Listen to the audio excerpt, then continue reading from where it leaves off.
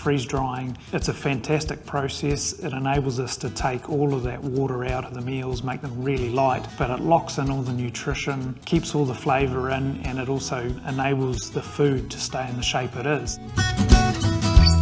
If you can think of an adventure, our meals have been on it. Back Country Cuisine, we're in the southernmost city in New Zealand, which some would say would be the headquarters of the Back Country. What's your backstory into Back Country Cuisine? Well, in a previous life, I had 27 years working at Alliance Group, and Alliance Group were one of the probably the leaders of development of freeze-dry food in New Zealand. So yeah, they probably mid-60s started freeze-drying food out there, and in 1995 sold the Alliance freeze-dried business, including a couple of dryers, to a guy called Arthur Ballantyne, who was the plant manager at Lawnville, their biggest plant at that time. But he was also a scientist, Arthur, and had a particular fondness for the freeze-dry. So in conjunction with Southland Community Trust, they purchased that business from Alliance and set up where we are now in Otapuni Avenue, set the new factory up, and that's where the Back Country Cuisine branding came from. What's it like working here, running a company here, having a team that's based in Invercargill? Oh, I think it's great. In fact, when people are surprised because they say on how many suppliers, they still find it hard to believe that we manufacture everything down in Invercargill. But we are close to a lot of sources of our supply for ingredients. We've also got a great, really loyal and stable workforce down here. I saw a fantastic product inside the packet that was working really hard for us. What didn't match up with it was the packaging sitting around it, wasn't doing as good a job as the meal inside, and a brand that hadn't really had a refresh probably for the best part of 10 years. The packaging was very much looked of the 90s. There's lots of things that we want to do to make it easy for the end user, like putting dots on the lines where you tear the particular part of the packet to be able to put water in. We added an on-pack measuring tool on the outside, so if you forget to take your cup or you want to travel really light without a cup, you can actually get the right amount of water in by using the on-pack measuring system. Because one of the things I learned very early on using the meals myself is you can always add a little bit more water at the end, but once you put too much water in, you've got soup no matter what you do to it. So yeah, lots of things. So a challenge to keep it nice and simple for the size of business we are, and then making it easy for users to actually use those products in the outdoors, which is what they're designed for. And I think the other key thing with that, Tony, was we had that distinctive green with the orange that everyone recognised. Yeah. So we wanted to try and keep that. We didn't want to lose. Did not lose it. Yeah.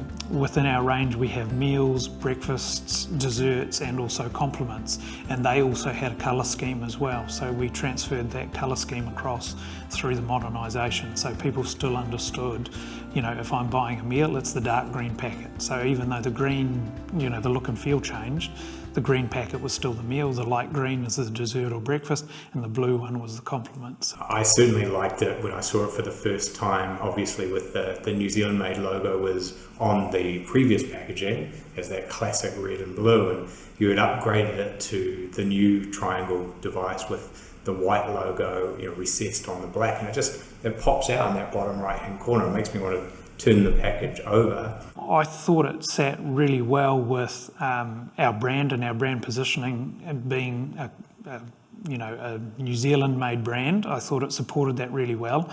And also, Ryan, when we were talking about it earlier, your comment about it almost being like a device to encourage you to turn the pack over. Yeah, I think it sits really well there.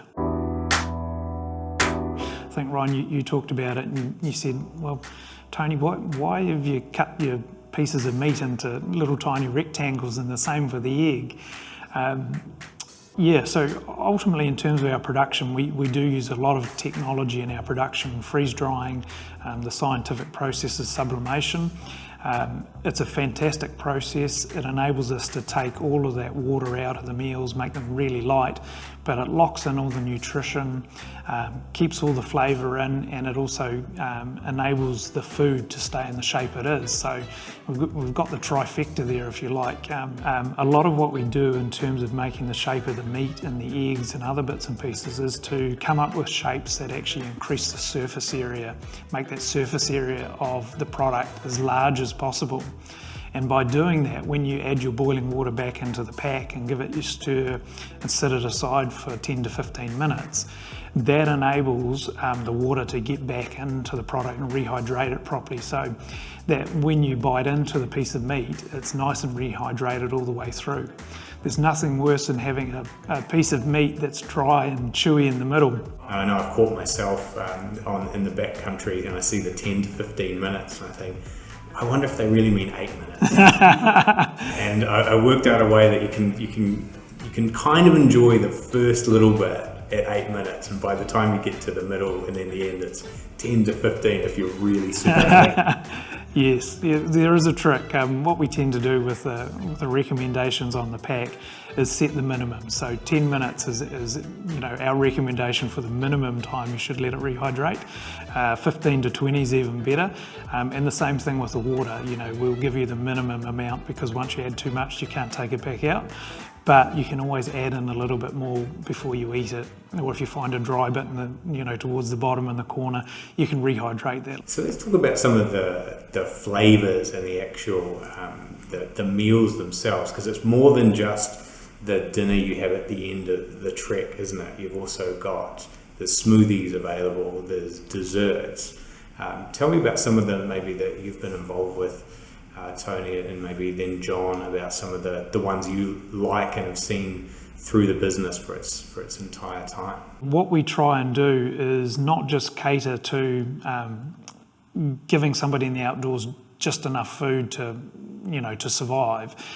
We really want to have people enjoy their time in the outdoors and have a great dining experience. So to do that, we make things like smoothies. So if you're in between meals or you've just walked up a really big hill but it's not quite time for lunch, smoothies are a great product for getting your energy levels back up. And then desserts. Desserts are a really interesting thing. Although you technically may not need a dessert at the end of your hike or when you've got to a hut, they are wonderful things to use as a reward for getting to a destination. And if you've got children, especially small children, who you're trying to bribe to go that little bit further in the backcountry, they work beautifully. There's been plenty of desserts had for breakfast and lunch as well as after dinner. Yeah. I certainly found that with doing the Kepler track, and we had it was a creamy carbonara for the dinner, and then I thought, why not just tuck into this, it was a chocolate brownie. I thought, how are you going to put a chocolate brownie into like a pack? But it works. You put hot water in, and it was delicious. In my 4.5 years, the top seller every year has been the roast lamb, and there's a few others that are changing now. The recipe for the cooked breakfast was changed. It used to have beans, and that got changed, and that's become really popular with the hash brown, tomato, egg, and smoky beef flavour. And for an ingredient like the hash brown, where does that come from, and in what manufacturing processes are you applying to it to take it from what maybe the New Zealand made audience thinks a hash brown looks like into the toaster and you eat one? How do you have to adapt that when it's going into a package? Well, Ryan, it's exactly like the hash brown you'd buy from the supermarket. We have a McCain's hash brown, New Zealand hash brown, and we freeze dry it, but once again it takes all the moisture out of it, and then we mill it up, and so it's a powder, and when you put the water back in, it rehydrates. We have what's called an automatic cutting machine. It's not being used today, but that would make 60-gram pouches of potato for the Australian Army and also for our own meals. I'm still tied up in the local rugby club, and we were feeding 16, and the week before I was away they had to peel 130 potatoes, and then I got some instant potato, did it all in 10 minutes, according to the 120 people. And none of them knew the difference. Where are some of the places you've seen your product turn up? That's a great question. It never ceases to amaze us where our products turn up and some of the adventures that people take them on. So we have had pictures of meals sent in being eaten by end users from places like as diverse as Korea, South Korea, people climbing in the Himalayas, some of the very small countries like Kazakhstan and other places where there are mountains to climb, people putting them in kayaks and kayaking around Tasmania or New Zealand. Yeah, if you can think of an adventure, our meals have been on it probably. At the start we were very busy. It became quite a stressful time thinking how we were going to operate through those lockdowns, being classed as an essential service. But we worked our way through that. We did a lot of policy work, and the team had a really good bond and a bit stronger because we were having to work together and trust each other so much by coming to work every day during lockdown. So we had the two bubbles basically, your home bubble and work bubble. And we've been pleasantly surprised at how well sales have gone since we've come out of lockdown. And we're doing much better than forecast, but now we're in our peak season. It's quite interesting to see the difference not having the international tourists in the market makes. It's been great that many more New Zealanders are getting out and enjoying the New Zealand backcountry and reconnecting with it, and that's helping our sales. But what we notice without the international tourists in the market is our demand is much lumpier, so we will have a week or so of being quite quiet, and then we'll go back to being full on, flat out. Well, good luck on your journey. Appreciate both of your time today. Thank you very much for being on the KIWI Original show, where we just talk with business owners and marketing and GM about uniquely Kiwi stories that are contributing to New Zealand's future. And certainly your product at the moment is contributing to New Zealand's fun when they get to go on annual leave, they can't get on a plane, and we're actually getting to see some of our own backyard. And I think that's an amazing thing that all Kiwis should do, particularly at this time. So thank you very much for what you're making. Yeah, no, thank you, Ron. Appreciate it. Thanks, Ron. You're welcome. Thank you for watching this episode of a KIWI Original. If you like what you saw, then hit the subscribe button and you'll get other episodes just like this one in your inbox. Make sure you hit the bell too for notifications, and you'll be served up uniquely Kiwi stories like this one contributing to New Zealand's future.